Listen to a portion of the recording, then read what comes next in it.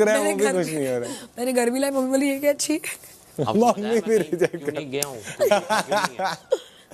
मैं तो अरे यार तो भाई बहुत। और बट फिर तेरा मतलब हिट कब हुआ और उसमें मतलब भी मैं दो तीन भाई जब मैं लंच ब्रेक में वीडियोस बना रही थी तब ये 2010-11 तक 2016। अच्छा 16 में अच्छा एक दिन में 3 गेस्ट कर लोगे, वो लोग परमिशन और पैसे कब आने लगे तुझे मतलब प्रॉपर 2016 अच्छा सेम साल तेरे पैसे भी आने लगे और तूने जॉब थोड़ा छोड़ दिया मेरा बहुत मुझे हेल्प किया। हाँ और फिर तूने जॉब छोड़ दिया और फिर जॉब मैं जॉब करी हूँ बहुत टाइम, तभी भी की हूँ दोनों मैनेज करके। फिर जब मुझे लगा कि पक्का इधर से पैसे आ रहे हैं तब मैंने काम करना छोड़ दिया।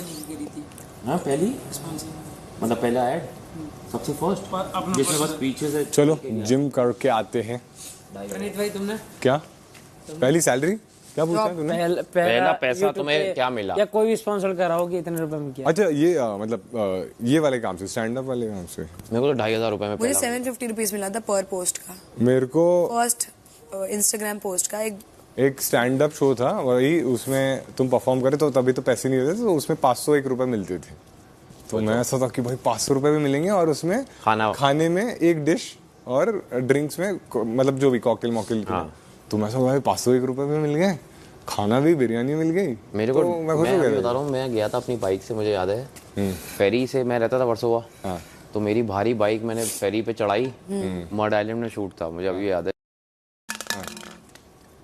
कोई एल्बम थी या कुछ थी, ना सिंगर पता ना कुछ, बस पीछे उनको नहीं चाहिए होते वो लड़के थोड़ी अच्छी बॉडी वाले और अच्छे पर्सनालिटी वाले, कोई लाइन नहीं कुछ नहीं, मेरे को पता भी नहीं क्या करना है। उन्होंने कहा बस अपनी बाइक लाइएगा, तो मैं मेरे पास है मैं ले आऊँगा।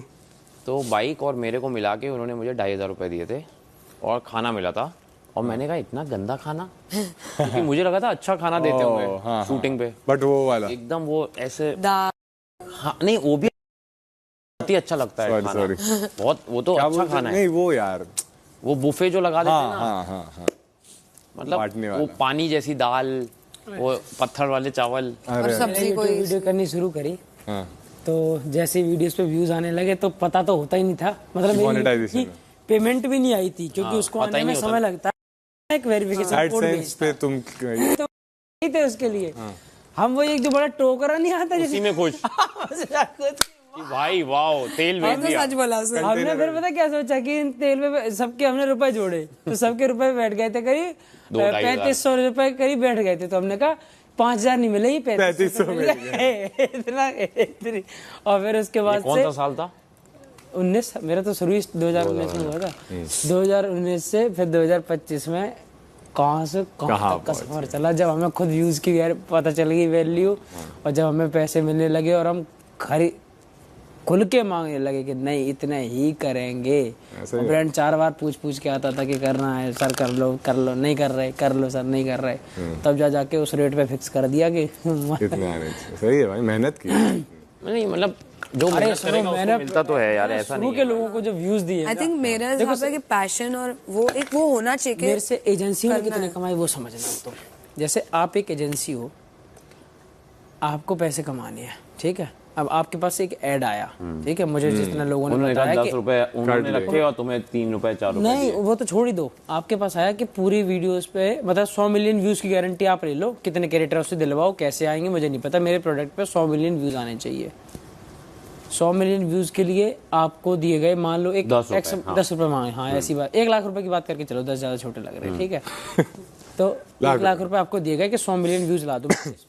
आप मेरे पास आए, मुझे कुछ पता नहीं है, दूसरों लोगों को भी कुछ पता 20,000 दिए आपको, आपने मुझे दिए 5,000। 20,000 भी बहुत ज्यादा, 5,000 ही देंगे और 5,000 करके आपने 3 क्रिएटरों में बांटे, पहले 15,000 मैंने अकेले ने दे दिए 70 मिलियन व्यूज, एक ने दे दिए 12, एक ने दे दिए 16, ऐसे जैसे भी करके किसी के 100 मिलियन पूरे कर दिए गए।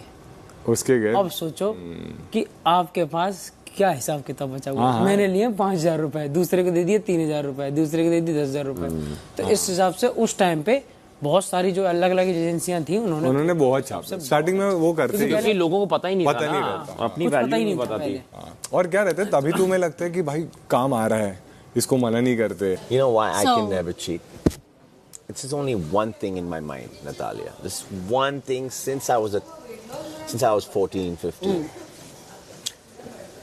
If I'm seeing somebody I don't see somebody until I really have feelings for this person.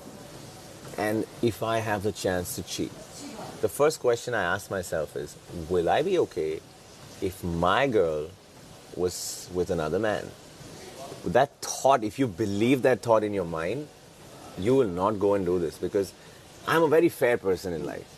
हर बार मेरी जिंदगी में मैं ये point पे आके खड़ा हो जाता हूँ. There were so many chances, even I had to cheat. Everybody so have. many chances, yeah. Like, this world So, is, you know, I asked my is same. easy to find someone to love. Exactly. And anybody I would date, she would be better than a lot of people, right? You choose someone you date. It's not like you date whoever's available. So if she is at a position, I am also at a position, if I have all these distractions, she's a girl of today's world. She has more of that. And if she's choosing to be loyal, I have no right. I will lose her. And I hate losing someone. I take a lot of time dating, and if I find